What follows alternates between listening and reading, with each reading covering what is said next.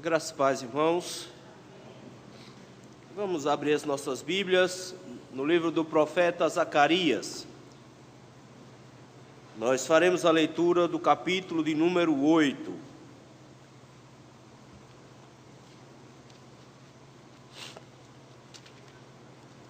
Zacarias, capítulo de número 8.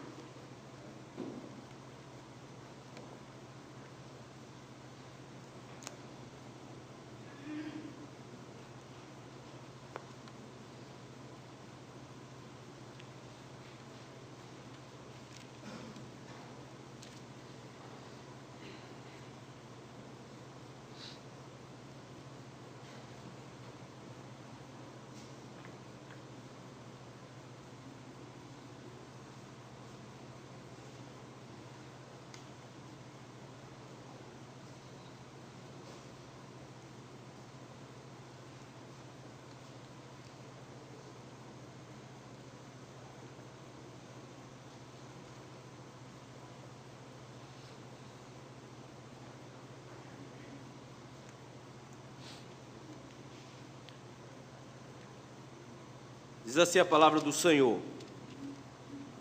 Veio a mim a palavra do Senhor dos exércitos, dizendo: Assim diz o Senhor dos exércitos: Tenho grandes zelos de Sião, e com grande indignação tenho os zelos dela. Assim diz o Senhor: Voltarei para Sião, e habitarei no meio de Jerusalém. Jerusalém chamar-se-á a cidade fiel, e o monte do Senhor dos exércitos, monte santo. Assim diz o Senhor dos exércitos: Ainda nas praças de Jerusalém sentar-se-ão velhos e velhas, levando cada um na mão o seu arrimo, por causa da sua muita idade. As praças da cidade se encherão de meninos e meninas que nelas brincarão. Assim diz o Senhor dos exércitos: Se isto for maravilhoso aos olhos do restante desse povo naqueles dias, será também maravilhoso aos meus olhos, diz o Senhor dos exércitos. Assim diz o Senhor dos exércitos: Eis que salvarei o meu povo, tirando-o da terra do oriente e da terra do ocidente. Eu os trarei, e habitarão em Jerusalém. Eles serão o meu povo, e eu serei o seu Deus, em verdade e em justiça. Assim diz o Senhor dos exércitos: Sejam fortes as mãos de todos vós, que nestes dias ouvis estas palavras da boca dos profetas, a saber, nos dias em que foram postos os fundamentos da casa do Senhor dos exércitos, para que o templo fosse edificado. Porque antes daqueles dias não havia salário para os homens, nem os animais lhe davam ganho. Não havia paz para os que entravam, nem para o que saía, por causa do inimigo, porque eu incitei todos os homens, cada um contra o seu próximo. Mas agora não sairei para com o restante desse povo, como nos primeiros dias, diz o Senhor dos exércitos. Porque haverá sementeira de paz, a vide dará o seu fruto, a terra a sua novidade, e os céus o seu orvalho. E farei que o resto deste povo herde tudo isso. E há de acontecer, ó casa de Judá, ó casa de Israel, que assim como fostes maldição entre as nações, assim vos salvarei, e sereis bênção. Não temais, e sejam fortes as vossas mãos. Porque assim diz o Senhor dos exércitos: Como pensei em fazer-vos mal, quando os vossos pais me provocaram a ira, assim diz o Senhor dos exércitos, e não me arrependi.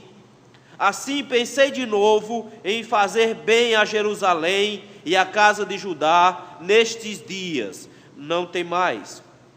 Eis as coisas que deveis fazer. Falai a verdade cada um com o seu próximo.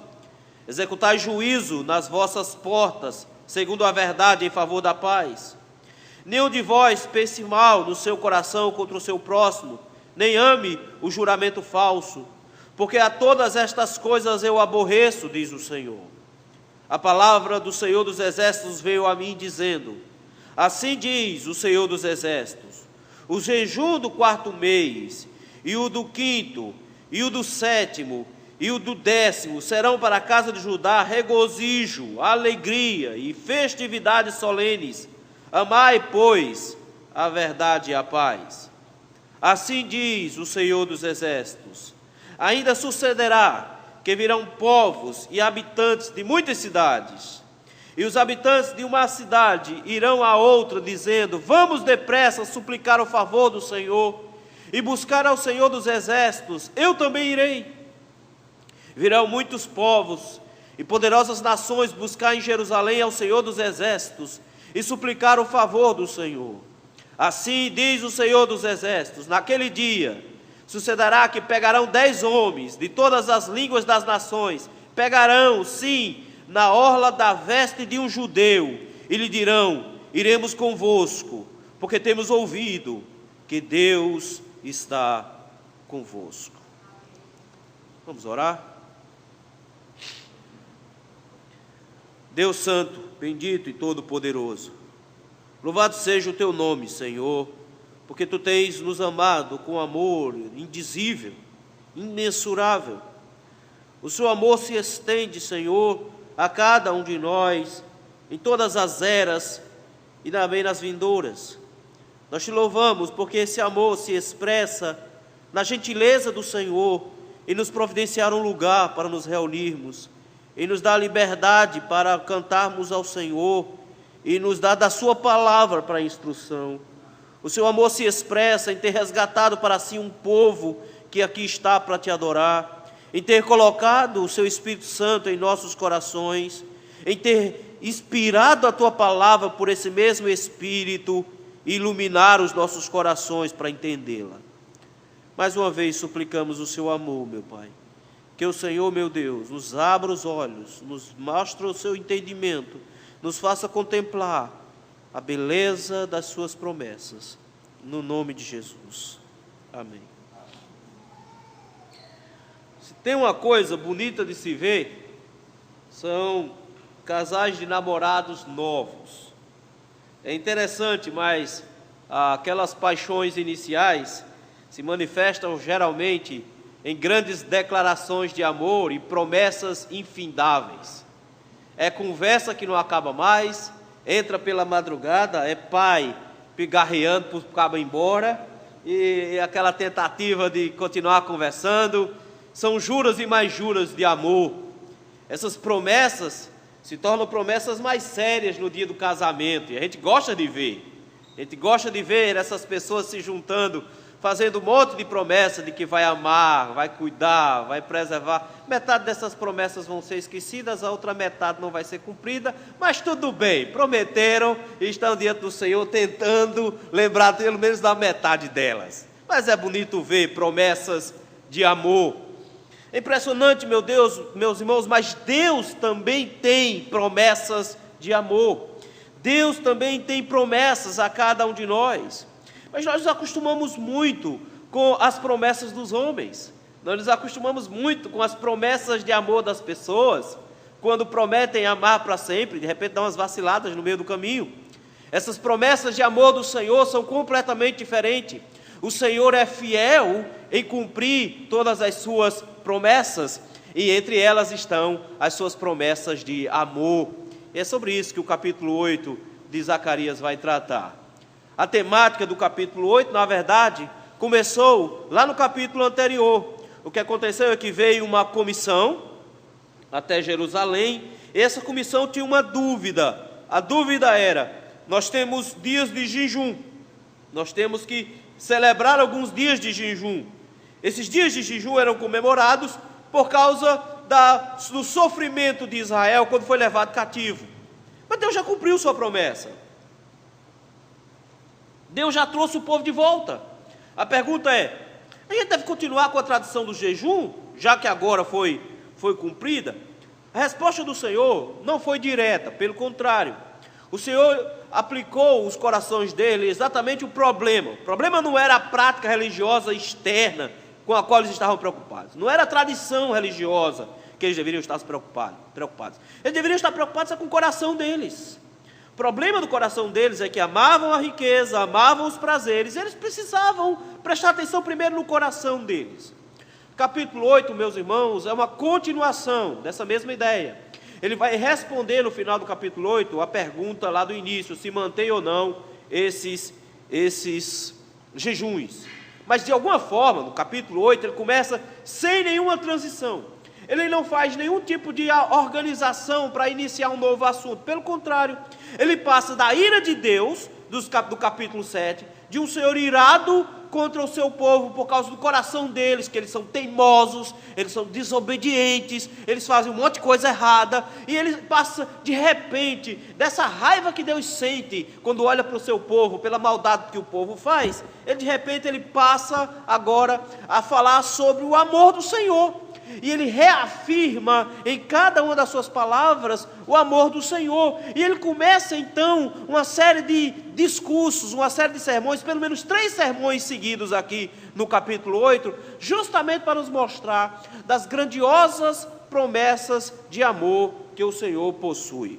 Ele tem uma estrutura bem interessante. Por exemplo, o primeiro sermão, que vai do versículo 1 ao versículo 8, ele monta formado em estruturas de provérbios. São frases curtas. São pelo menos 5 frases curtas, os irmãos vão ver aí. Todas elas começam com, assim diz o Senhor dos Exércitos. Vocês notaram que ele repete isso o tempo todo. É para dizer, quem está falando é aquele que controla o céu e a terra. Ele diz isso no versículo 2, assim diz o Senhor dos Exércitos. Aí ele diz versículo 4, assim diz o Senhor dos Exércitos. Versículo 6, assim diz o Senhor dos Exércitos. Versículo 7, assim diz o Senhor dos Exércitos. Ele fica repetindo essa estrutura.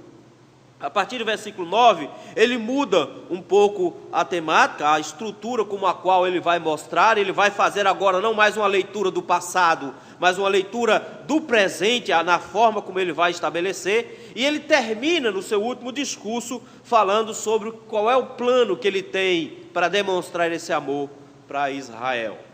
E eu gostaria de convidar os irmãos a olhar para esse texto justamente por essa perspectiva, com o Senhor nos dando promessas de amor. A primeira promessa de amor é que por amor ele salva o seu povo, versículos de 1 a 8.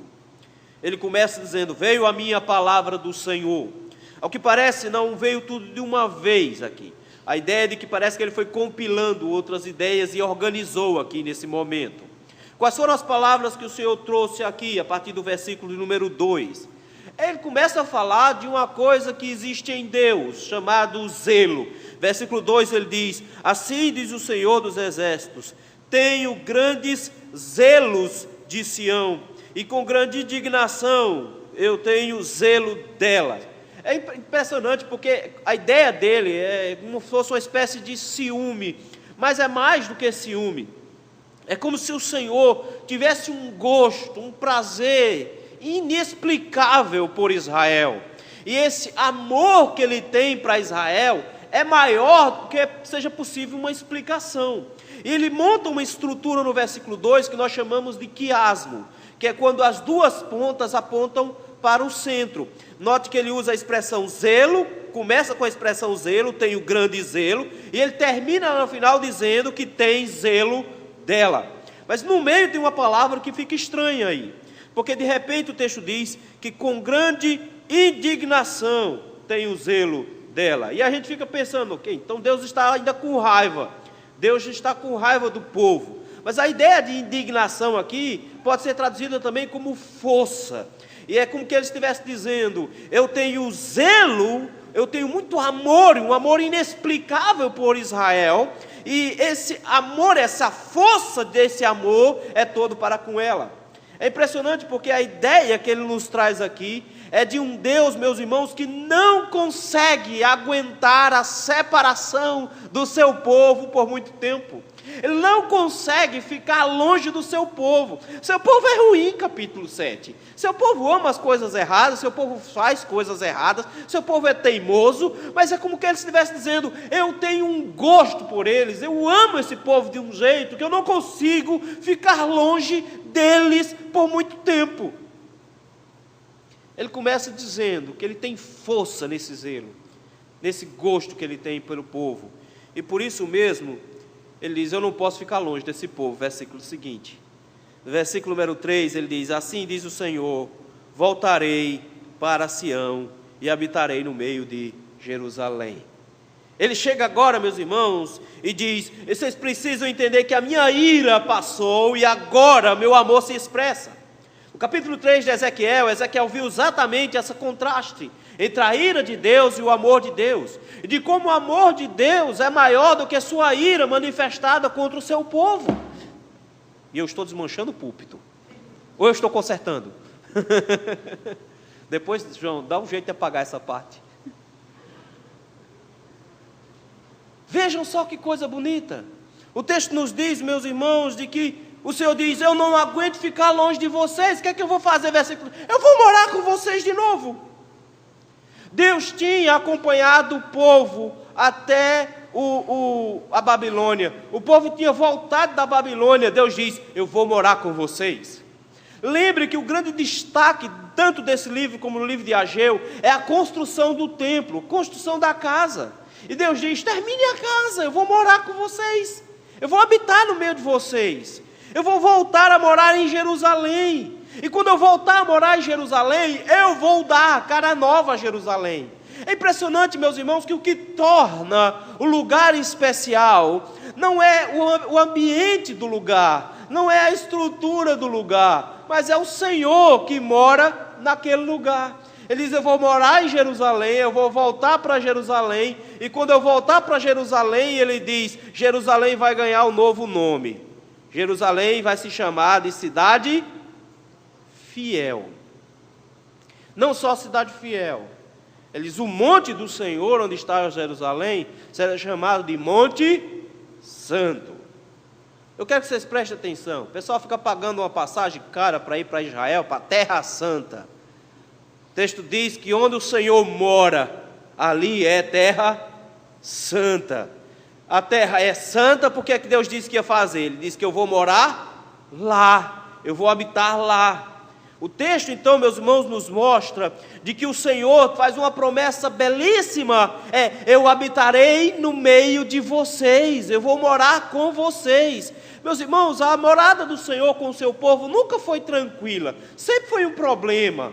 Ele começou a morar com o seu povo numa tenda, no tabernáculo lá do deserto, e o povo só deu trabalho. Chegou uma hora que ele disse: vão-se embora, eu fico por aqui, eu não vou acompanhar vocês. Moisés diz: não, Senhor, nós temos que ficar com o Senhor. O tempo todo, a morada do Senhor dentro de Israel foi um problema, porque eles não se santificavam para morar com o Senhor. O Senhor diz: eu vou vir morar em Jerusalém, mas a cidade não vai ser a mesma. A cidade vai se tornar santa e fiel. É isso que vai acontecer com Jerusalém. Versículo número 4, ele diz: eu tenho promessas incríveis de transformação para Jerusalém. E ele começa nos versículos 4 e 5, mostrando que todo aquele horror vivido em 587, quando o povo tinha sido destruído, ele diz: todo aquele pesadelo vai sumir. Como assim vai sumir? Versículo 4, ele diz: ainda nas praças de Jerusalém sentar-se-ão velhos e velhos, levando cada um na mão o seu arrimo, por causa de sua muita idade. Mas que promessa esdrúxula, né? Ele diz: olha, vai estar cheio de velho na praça, cada um com uma bengala na mão, tudo envergado por causa da idade, com dor nas costas. Isso lá é promessa boa, não é? Meu irmão, quem não quer envelhecer morre cedo. A regra é simples. É só você ser feito Demi Moore. Morreu cedo, ainda hoje todo mundo acha que ela é jovem. Então, se você não quer envelhecer, você vai morrer cedo. Aí fica fácil. Agora eu acho que todo mundo vai agradecer por ficar velho. A ideia é justamente essa. Ele diz: os velhos foram assassinados. Muitos dos que estavam na Babilônia não tiveram força para gastar 3 meses de viagem para voltar para Jerusalém. Então não tinha velho na cidade.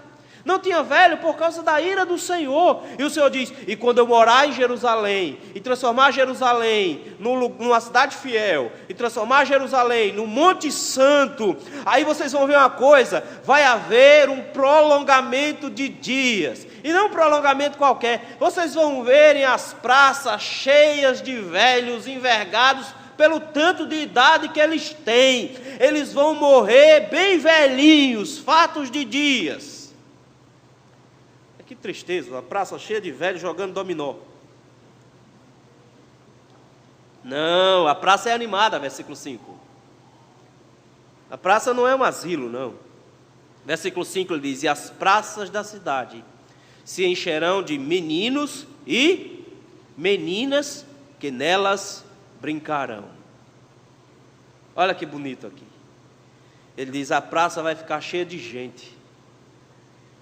Diante da presença do Senhor, Jerusalém vai ter uma praça central, ele diz. E nessa praça, todo mundo que vive muito vai para lá para bater papo, os velhos vão lá para conversar. Mas também vai ter uns parquinhos, um negócio assim, um escorrego, uma gangorra. E o que mais vai ter na praça é menino e menina correndo para cima e para baixo. E vai estar a cidade cheia, alegre e animada. Ninguém está muito preocupado aqui, não tem um monte de pai prestando atenção nos meninos, não. Tá, só tem velho e menino. Os pais não estão aí não, prestando atenção não. Parece que os pais estão trabalhando. Porque ninguém está preocupado com segurança aqui, notou? Ele não está dizendo: eu vou montar uma boa guarda municipal para ficar ao redor da cidade, da praça, para ver se não tem assalto. Não, meu filho, ele está dizendo: vai haver segurança completa, vai haver paz completa, vai haver alegria completa. Quando eu vier morar em Jerusalém, habitar no meio do meu povo, vocês saberão que é alegria, porque vocês vão ver uma cidade renovada, com gente nova e com gente velha. Vocês vão ver todas as faixas etárias disputando aquele lugar numa praça, para diversão, para alegria, para conversar, para brincar. Ele diz: essa é a alegria do meu povo que eu vou proporcionar dentro dessa cidade. Não vai ter sofrimento, não vai ter angústia, não vai ter medo, eles não vão ficar assustados. Ele diz: nesses dias vai ser tempo fantástico. Versículo 6. A vida familiar aqui, meus irmãos, não será limitada pela pobreza nem pela insegurança. Todo mundo está bem aqui. É por isso que no versículo 6 ele diz: assim diz o Senhor, se isso for maravilhoso aos olhos do restante deste povo naqueles dias, será também maravilhoso aos meus olhos? Deus está usando de uma ironia aqui. Ele está dizendo: você acha que isso é difícil? Você acha que isso é impossível? Você acha que isso nunca vai acontecer? E quando você vê um negócio desse, você vai achar que, não, um negócio desse não pode acontecer. Você acha que por causa da sua limitação eu me limito, Você acha que por sua falta de imaginação eu perco a minha imaginação? Você acha que por causa da sua falta de fé eu deixo de fazer? Ele disse: não, meu filho, eu não estou limitado ao tanto que você crê. Eu faço do jeito que eu estou dizendo que é para fazer, e eu vou fazer uma transformação, de forma que Jerusalém será a cidade fiel, o Monte Santo, e nessa cidade haverá paz, alegria perpétua para todos os moradores, e todos vão se encantar, porque o sonho de todas as pessoas do mundo só podem ser realizados em Jerusalém. Só em Jerusalém. Como é que Deus vai fazer um negócio desse? Como é que Deus vai fazer isso? Como é que Deus vai construir um lugar desse? Como é que Deus promete um lugar desse para o seu povo? Você pode estar pensando assim: ele está falando nos dias seguintes, período dos Macabeus, houve uma determinada paz. Não, nunca houve paz desse jeito aqui.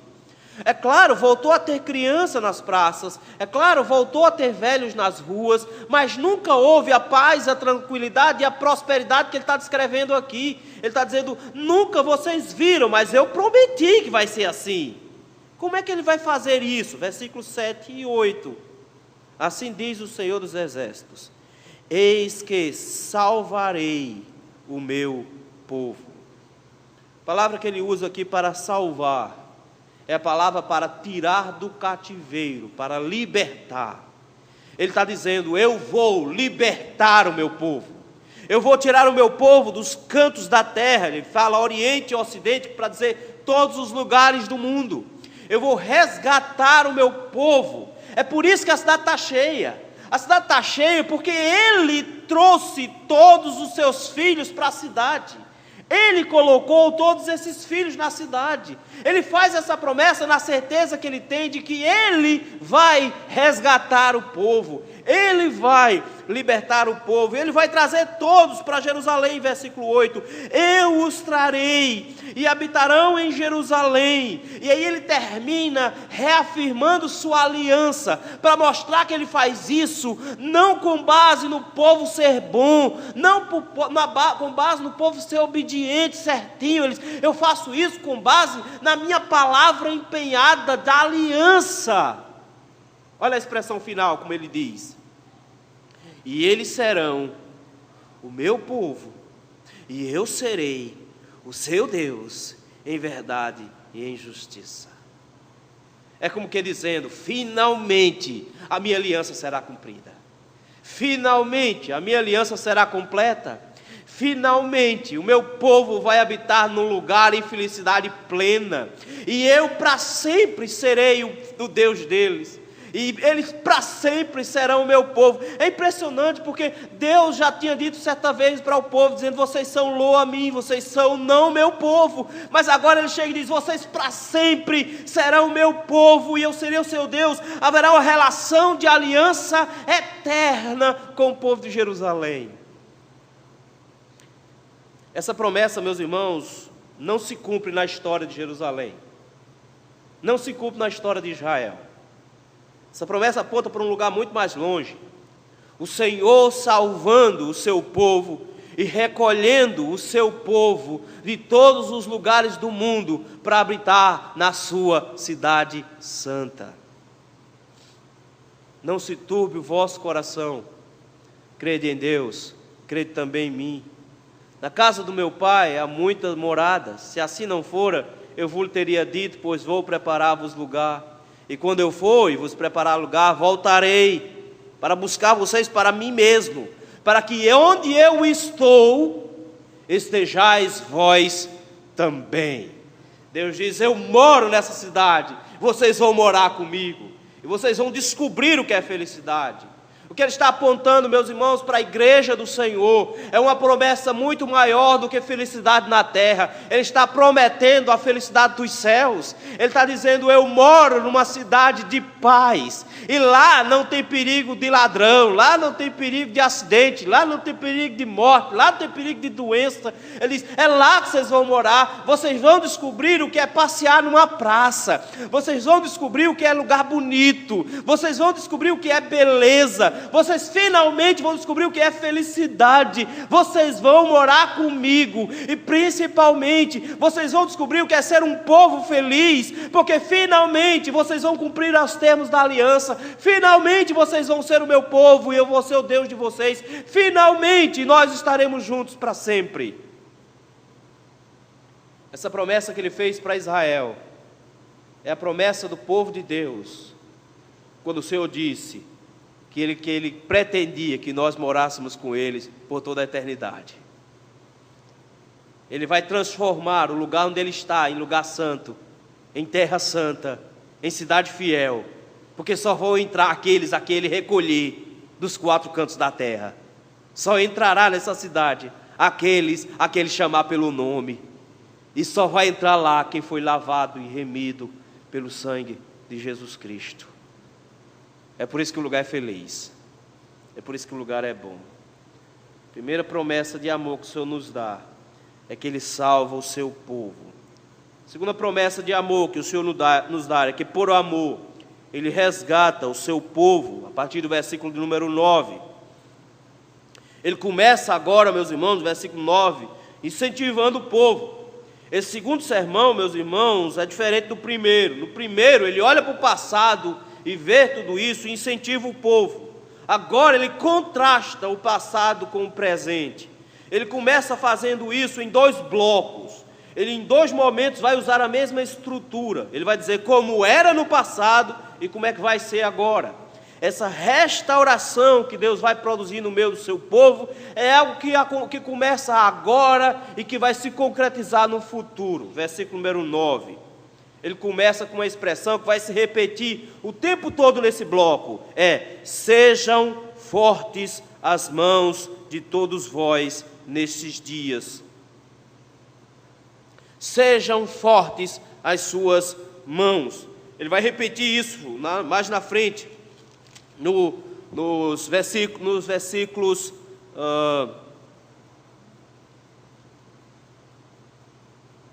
eu chego já lá, deixa eu encontrar. Ele vai dizer, sejam fortes. Por que ele disse que sejam fortes? Essa expressão foi usada em Josué capítulo 1. Ele disse, ser forte e corajoso, não temas nem te espante. Ele vai dizer por 2 vezes aqui, seja forte, não temas. Versículo de número 13, ele diz, eu vou salvar vocês, não temam, sejam fortes. Achei o versículo. Não temam, não se atemorize, não seja covarde. É a mesma ideia dada a Josué. Ele diz, essa terra será de vocês, Canaã será o lugar da sua habitação. Vocês precisam ser fortes, sejam fortes as mãos de todos vós, que nestes dias ouvis estas palavras da boca do profeta, a saber, nos dias em que foram postos os fundamentos da casa do Senhor dos Exércitos, para que o templo fosse edificado. A gente tem um problema aqui. O problema é que não tem nenhuma referência no livro de Esdras a um profeta falando durante o período da fundação do templo. Na verdade, a referência que ele está fazendo é quando o povo parou. Lá em Ageu, capítulo 2, versículo 4, é o Senhor falando com o seu povo, animando o seu povo para a reconstrução do templo. É esse profeta que ele faz referência aqui. Ele diz, sejam fortes, se animem a reconstruir o templo, se animem a fazer a obra do Senhor, se animem a reconstruir. Sejam fortes. Vocês ouviram o profeta Ageu, vocês ouviram quando a casa do Senhor estava sendo edificada. Vocês têm que escutar, escutem, porque vocês precisam se lembrar do capítulo 1 de Ageu. Lá no início de Ageu, nós já estudamos esse livro aqui, o Senhor reclama do povo que está com suas casas apaineladas, mas que a casa do Senhor está em ruína. E o Senhor diz, de que serve vocês trabalharem tanto?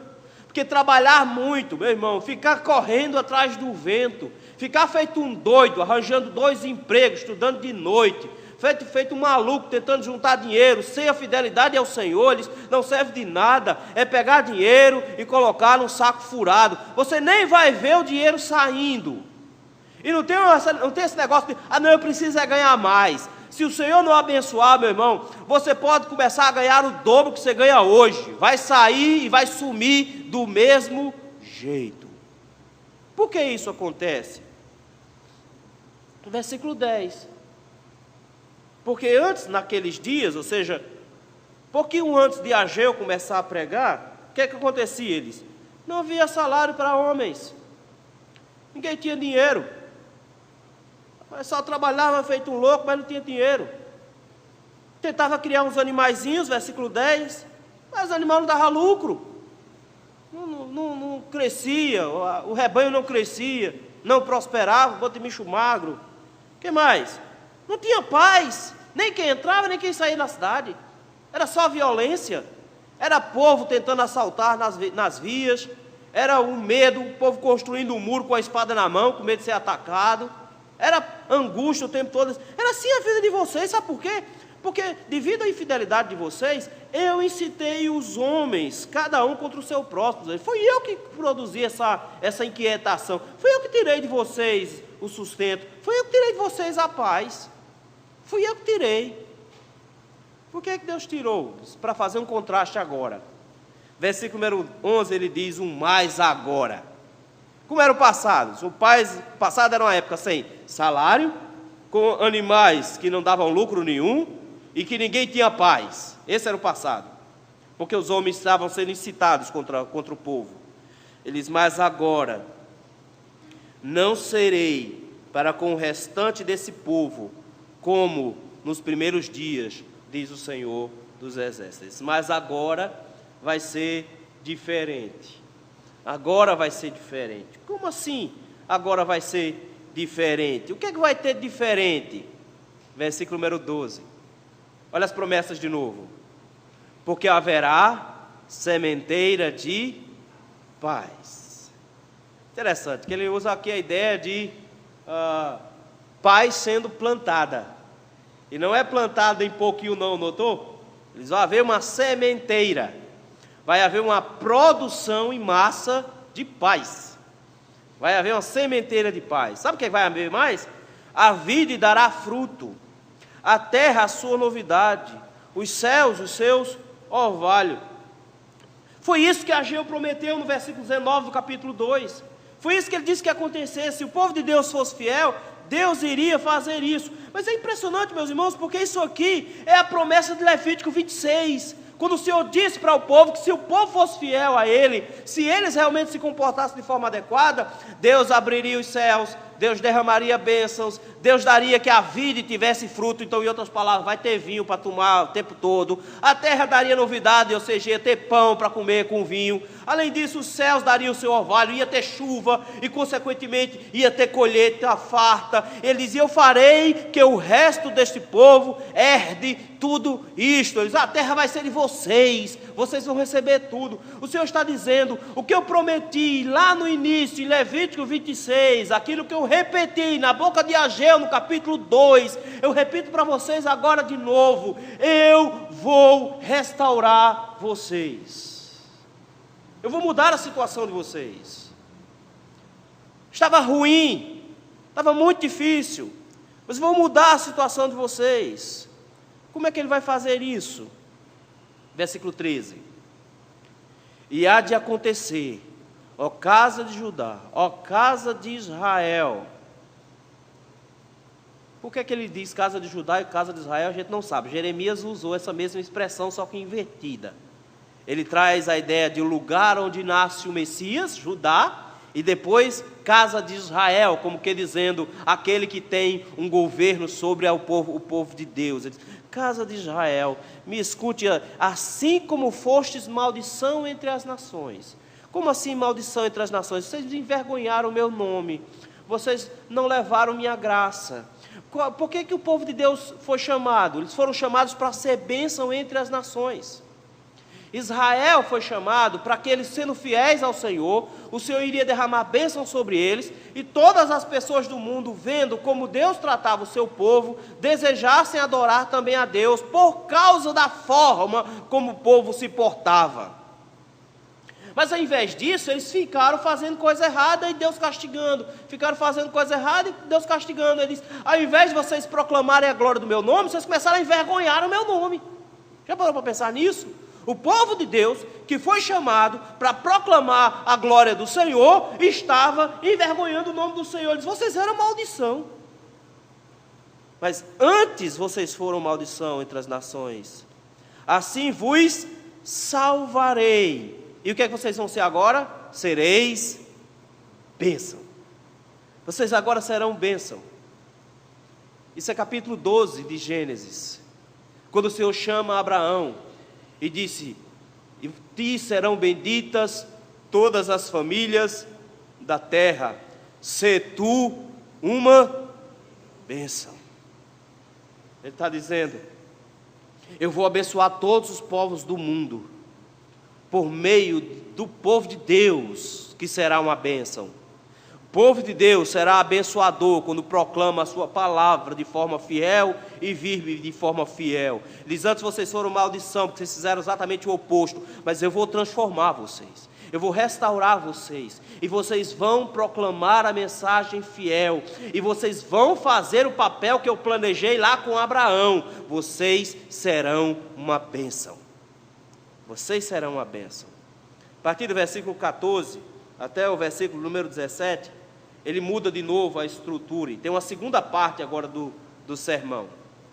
Ele continua pensando no passado e aplicando ao presente. Versículo 14. Assim diz o Senhor dos Exércitos: como pensei fazer-vos mal, quando vossos pais me provocaram a ira, diz o Senhor dos Exércitos, e não me arrependi. Você fica pensando assim, como se Deus fosse aquela mãe, coitada, que bate no menino e vai chorar depois. Vocês já viram mãe assim?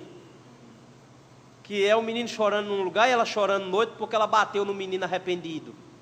E o pirraí todo lapiado chorando e ela com remorso no coração. Aí o Senhor olha para eles e diz: vocês estão pensando que eu sou esse tipo de pai? Que deu uns cacetes em você, e depois fiquei todo arrependido porque eu bati. Filho, não, meu filho. Fiz não me arrependi não. Quando vocês fizeram o que era de errado, vocês me provocaram a ira, o que é que eu fiz? Eu fiz o mal a vocês, ou seja, eu bati em vocês, eu castiguei vocês. E aí ele diz, vocês pensam que eu me arrependi? Eles, me arrependi em nada, era para ter feito isso mesmo.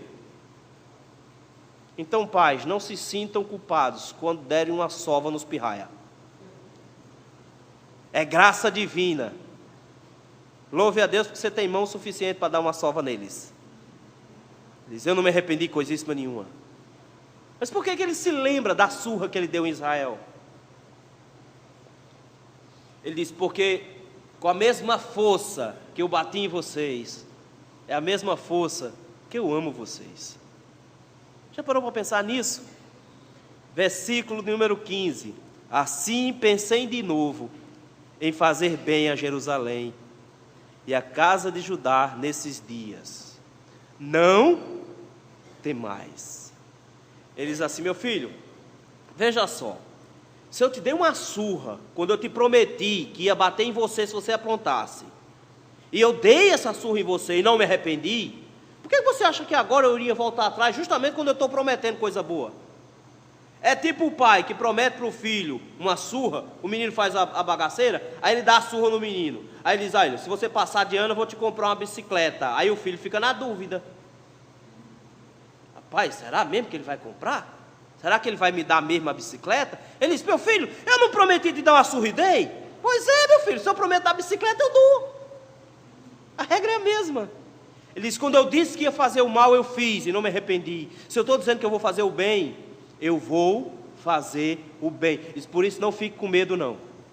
Eu estou dizendo a vocês, eu vou restaurar vocês. Eu estou dizendo que eu vou transformar vocês. Eu vou mudar vocês. Eu pensei de novo em fazer bem a Jerusalém e a casa de Judá nesses dias. Não temais. Beleza. Eu quero que vocês sejam restaurados.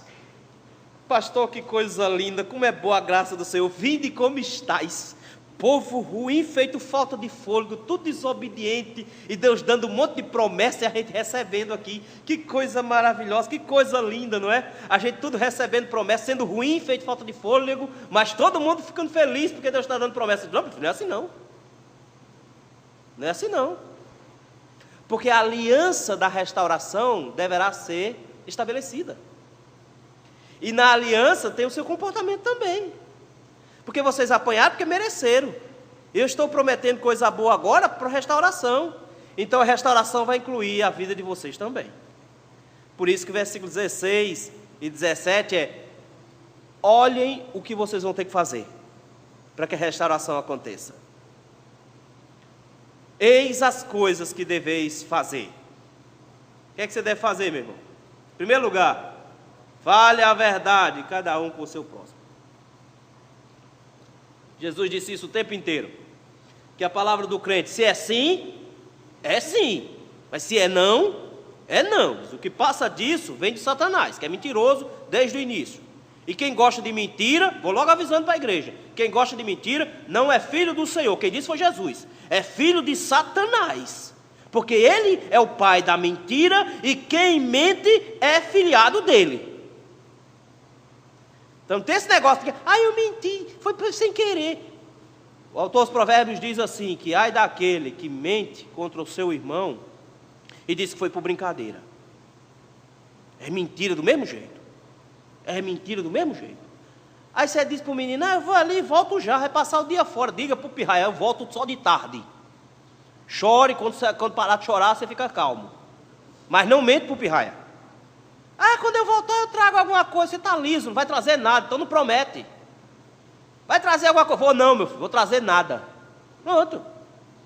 Por que tem que mentir para a criança? Bichinho, a gente engana nada, você mente, você se torna filho de Satanás quando você faz isso. Você ensina para o seu filho mentir também. Você ensina para o seu filho que mentira é justificável. Você ensina para o seu filho que para tirar a dor, mentira funciona. Mentira não tira a dor de ninguém. Mentira só tira a confiança que seu filho tem em você. É a única coisa que mentira tira. Ele diz, a palavra dos crentes são sim. Então o que vocês têm que fazer? Fala a verdade. Eu sou super sincero, falo na lata, mas fala a verdade com amor. Porque não é para falar feito um estúpido e um ignorante. Pessoa que fala a verdade na lata, como ele diz, ele é só um mal educado, não é sincero. A Bíblia me diz para falar a verdade, mas falar a verdade em amor, com gentileza. Não só isso, atenda o telefone. Atenderam? Pronto. Era Jesus. Não, ele não fala pelo telefone. Está falando pela Bíblia, deixa quieto. Vamos lá, vamos voltar aqui. Fale a verdade, cada um seu próximo. O que mais?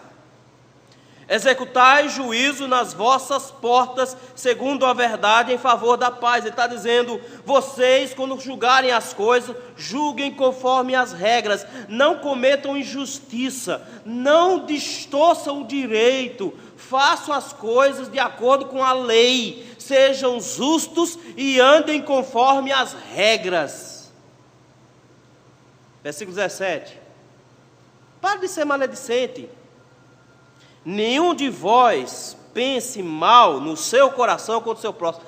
Pastor, eu não falo nada contra o irmão, mas eu não sei, meu coração, seu coração é mau. Então quando ele pensa, ele já pecou. Ele diz, não fique pensando mal contra o seu próximo.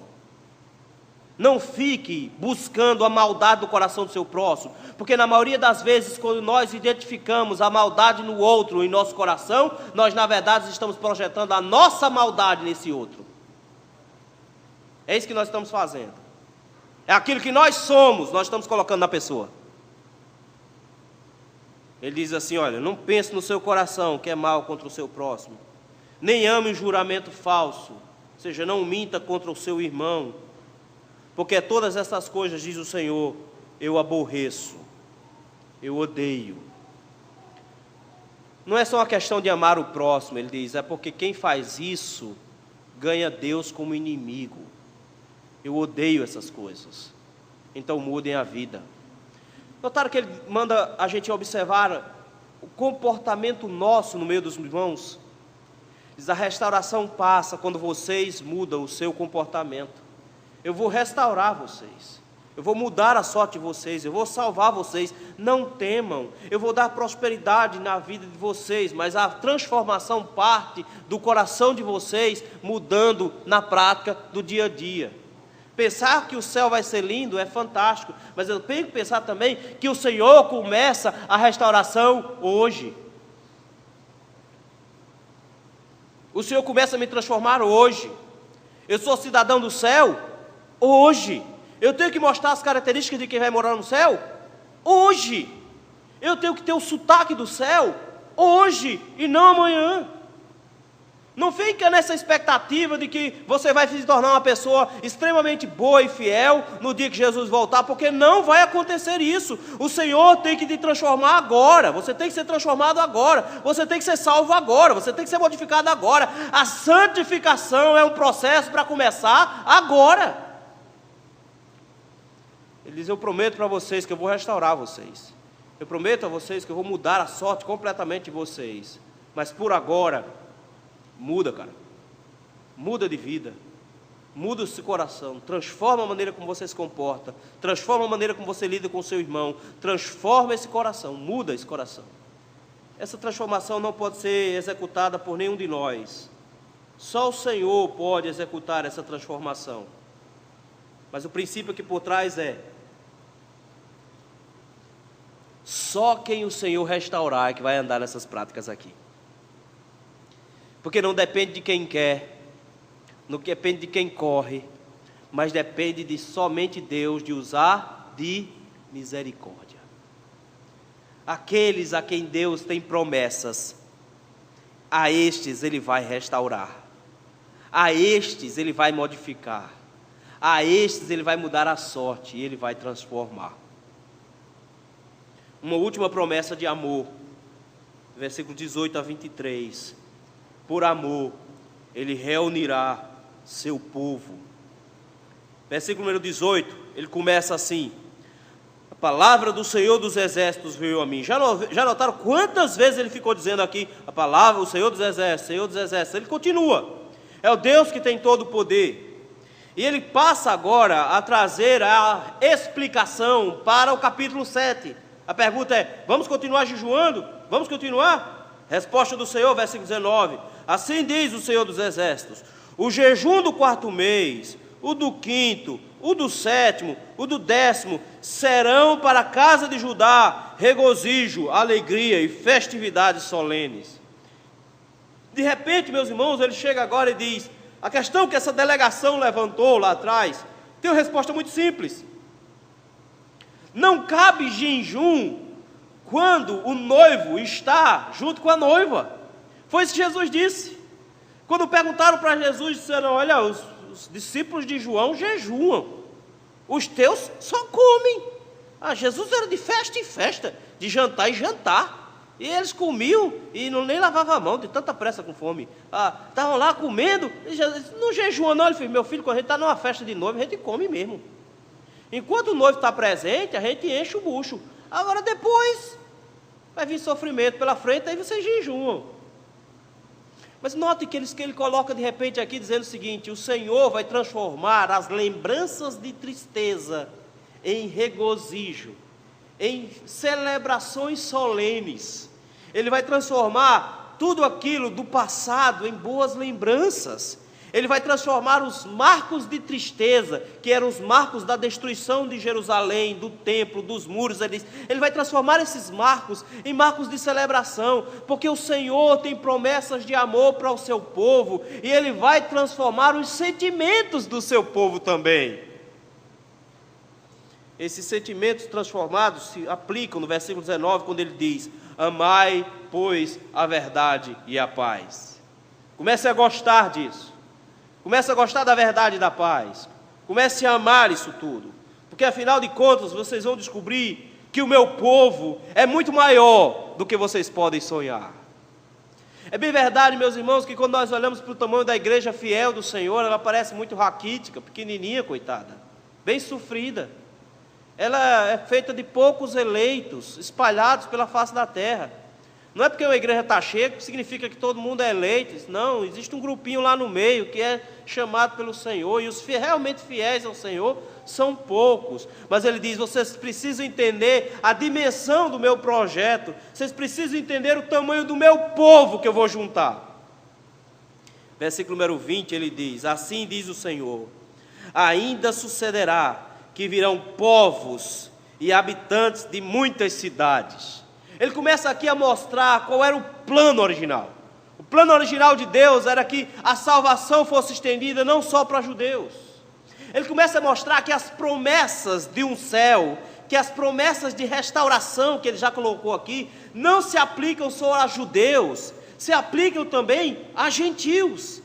Ele está dizendo que essas promessas todas aqui, de uma cidade especial onde nós vamos morar, de uma restauração de comportamento que nós vamos vivenciar, é promessa para o seu povo que se espalha em todos os povos. Ele diz: e eu vou restaurar, e eu vou juntar de todas as nações o meu povo. Como ele vai fazer isso? Ele diz: eu vou juntar os povos e habitantes de muitas cidades.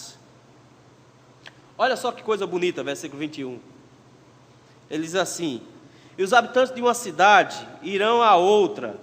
Notem, o que ele está dizendo é que não são judeus que vão fazer o convite. Notaram aí? São gentios fazendo o convite para outros gentios. Quem está levando a notícia? Outros gentios estão levando a notícia.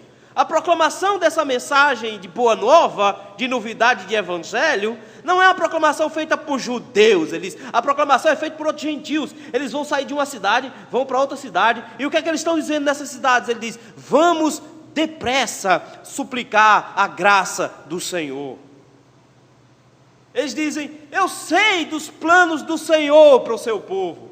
Nós descobrimos o que Deus tem planejado para o povo dele. Vamos correr e vamos suplicar a graça. vamos correr e vamos suplicar o favor do Senhor, e vamos buscar o Senhor. E eles vão fazer isso depressa, é com ânimo, é com disposição, e eles vão começar a espalhar essa mensagem, de forma que os próprios gentios vão convidando um ao outro. Ele diz, e quando chegar na cidade vizinha, e um disser, olha, vamos para Israel, vamos para Jerusalém, vamos lá buscar o favor, a graça do Senhor, vamos buscar o Senhor. Qual é a resposta dessa outra cidade?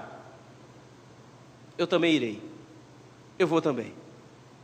Ele diz, o que vocês precisam entender é que eu vou abrir a salvação, eu vou abrir o evangelho para gentios, e eles vão ficar chamando um e o outro para virem morar comigo, e eles vão vir, e não se assuste, eles serão mais numerosos do que os judeus. Olha aí, versículo 22. Isso aqui é um prenúncio do capítulo 5 de Apocalipse, de vir uma multidão que ninguém podia enumerar, de todas as tribos, povos, línguas e nações, em pé diante do Cordeiro. Essas pessoas todas estão aqui descritas no versículo número 22, ele diz, virão muitos povos e poderosas nações buscar em Jerusalém ao Senhor dos exércitos. Veja, eles vêm buscar o Senhor, eles querem o Senhor. E o que é que eles querem do Senhor? Eles vão suplicar o favor do Senhor, eles vão vir buscar o perdão de Deus, eles vão vir buscar a graça de Deus, eles vão implorar pela graça do Senhor. Ele diz, eu vou estender a minha salvação aos gentios, e eles vão vir buscar a minha graça, eles vão buscar o meu perdão, eles vão me invocar, e todo que invocar o nome do Senhor será salvo. E não é pouca gente não, versículo 23. Naquele dia, sucederão que pegarão 10 homens, de todas as línguas das nações, pegarão sim, na orla das vestes de um judeu. Eu quero que você preste atenção aqui na ideia. Pegar na veste, era o que a noiva fazia, pegar na orla da veste, era o que a noiva fazia no casamento. Ela estava sendo agora conduzida por aquele marido, e ela pegava na orla da veste. Era a forma de reconciliação, ou de estabelecer uma aliança. É por isso que Saul pega na roupa de Samuel, tentando buscar a reconciliação. Tocar e pegar e agarrar. Mas a palavra que o Senhor usa aqui para pegar é fortíssima. Ela não aparece em todo canto no Antigo Testamento. Ela aparece, por exemplo, quando Moisés pegou no rabo da serpente, e aí então a serpente se transformou num cajado. A imagem de quando Davi pegou na juba do leão e o agarrou. É a imagem de alguém que se agarra com tanta força, porque se soltar, está em maus bocados. Se soltar, a cobra iria atacar Moisés. Se soltar, o leão pegava Davi. A imagem é a mesma. Ele diz, nesse dia, 10 homens vão segurar, vão agarrar com toda a força na orla de um judeu. 10, meus irmãos, é o número da completude, da perfeição. Ele está dizendo que 10 para 1 é que a proporção de gentios será muito maior do que a proporção de judeus. A graça do Senhor vai se estender de forma maravilhosa, resgatando o seu povo de entre as nações. E ele diz, esse povo vai se agarrar ao Antigo Testamento e ao Novo, vai se agarrar à Bíblia, vai se agarrar a Jesus Cristo com tanta força, e eles se agarrarão com tanta força, e eles dirão, iremos convosco, nós vamos com vocês. Eles vão descobrir que não existe salvação em nenhum outro lugar. Eles vão descobrir que a única saída é acompanhar as leis do Senhor, acompanhar o povo de Deus, e eles vão se agarrar a esse povo. E olha porque eles vão se agarrar. Ele diz, nós iremos convosco, porque temos ouvido que Deus está convosco. Emanuel. Nós temos ouvido que Jesus está com vocês. Nós temos ouvido que a salvação do Senhor chegou ao seu povo. Eles se agarram para partilharem da graça de Jesus Cristo. eles se agarram para partilhar da salvação adquirida por Jesus Cristo. Eles dizem: nós estamos aqui agarrados, não porque a gente quer aquela praça, não porque a gente quer coisa boa, é porque a gente não quer ir para outro lugar, e nós só encontramos salvação em Jesus Cristo. Foi isso que Jesus disse para Pedro, quando ele olhou para todos os discípulos, e todo mundo tinha fugido, tinha ido embora devido de um discurso. Jesus olha para os discípulos e diz: vocês também não querem ir embora não?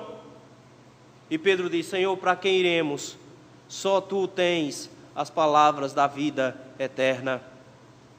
O povo de Deus, de todas as tribos, povos, línguas e nações, reconhecem que só em Jesus há salvação, que só a presença de Deus conosco é que pode produzir salvação.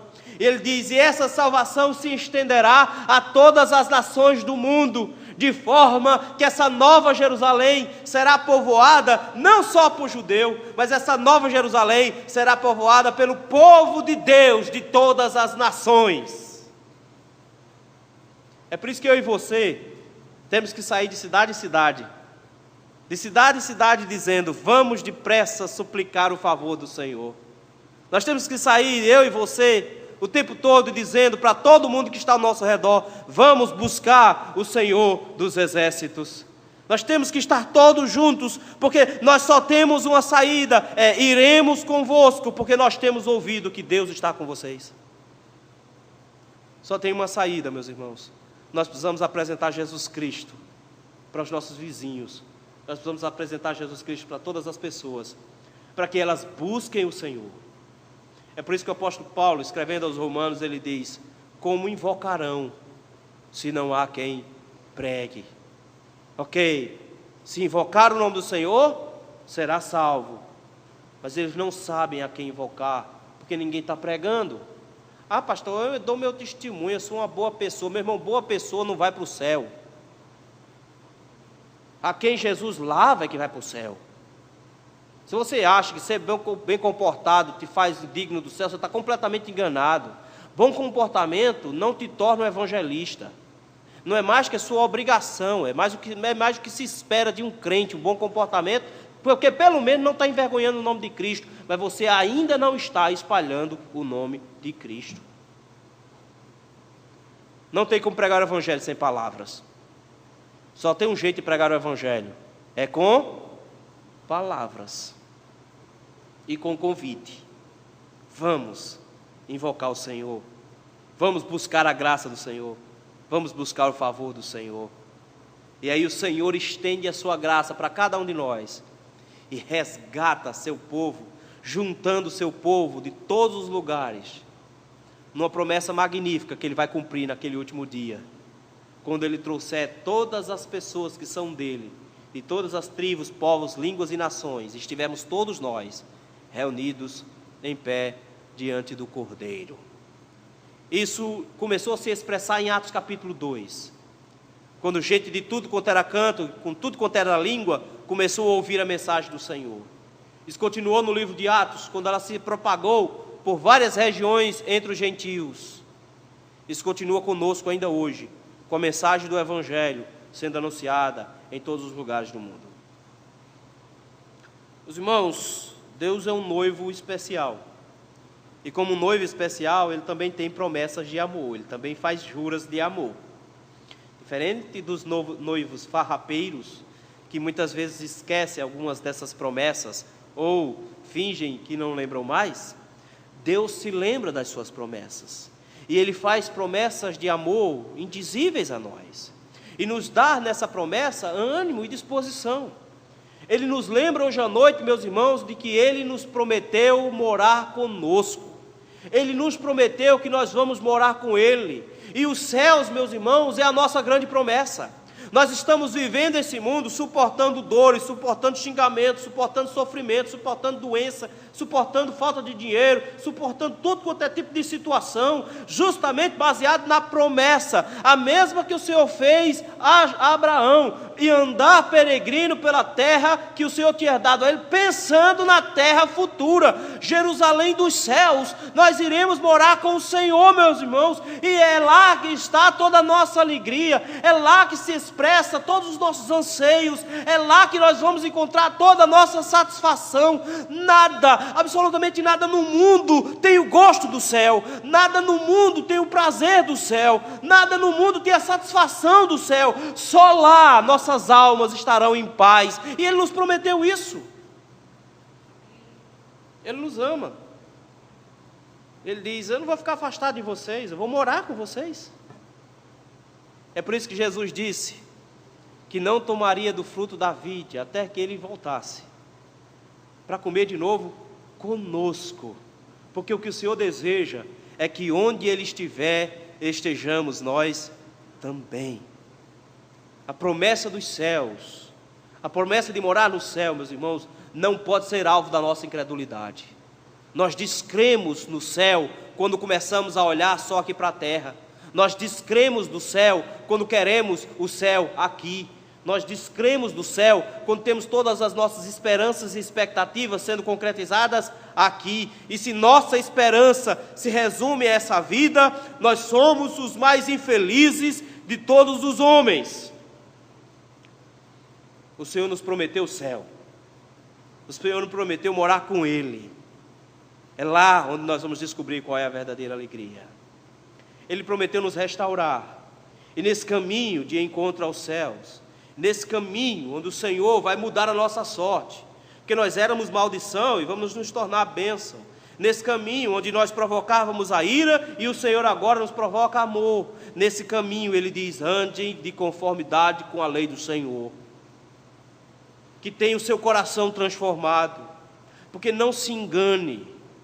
Seguir a paz com todos e a santificação. Sem a santificação ninguém verá o Senhor.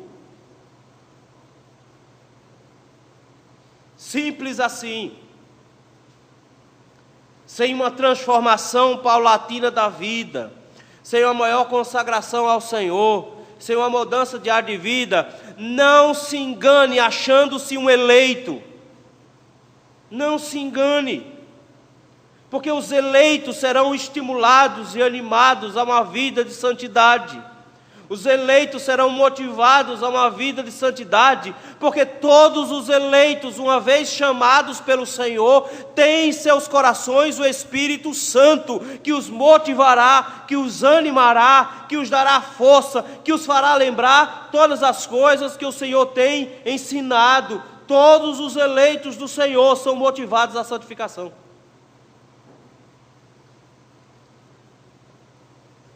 O Senhor vai nos restaurar. E a promessa é que aqueles a quem Ele restaura, Ele leva para o céu, para morar com Ele. Mas sabe o que é bonito disso tudo? É que a gente fica olhando para o povo bem pequenininho, miudinho. Eles não se engana não. É muita gente. É claro, não é a proporção dos que vai para o inferno, porque Ele não tem interesse em volume. Se você for contar quantas pessoas Jesus salvou e quantas Ele deixou ir para o inferno, meu irmão, Deus está perdendo de lavada, mas quem te disse que Ele está perdendo? Ele só não quer. Ele só não os quer. Mas aqueles a que Ele quer, Ele diz: ninguém arrebata da minha mão. E Ele resolveu olhar para Recife. E Ele, nessa promessa aqui, resolveu olhar para nós aqui, para a Igreja de Largo da Paz, para nos lembrar de que é daqui que Ele tem tirado o seu povo, para nos lembrar que nós somos salvos porque nós buscamos o favor do Senhor, porque nós invocamos o Senhor dos Exércitos, e que nós também temos que começar a ir aos vizinhos dizendo: vamos buscar o Senhor comigo, vamos invocar o Senhor comigo, vamos buscar o favor do Senhor comigo. Nós precisamos chamar as pessoas do mundo para buscar o favor do Senhor e se tornarem servas do Senhor conosco, para morarem conosco por toda a eternidade. O Senhor tem um povo muito grande, mas entregou nas mãos de cada um de nós o privilégio de fazer o convite dEle. Cada um de nós somos carta convite do Senhor, dizendo: venha suplicar o favor do Senhor, venha buscar o Senhor dos Exércitos. Deus tem promessas magníficas de amor. Ele nos mostrou hoje as suas promessas de amor. Por isso nós nos alegramos porque o nosso noivo nos ama de maneira muito especial. Que Deus nos abençoe, meus irmãos. Vamos cantar.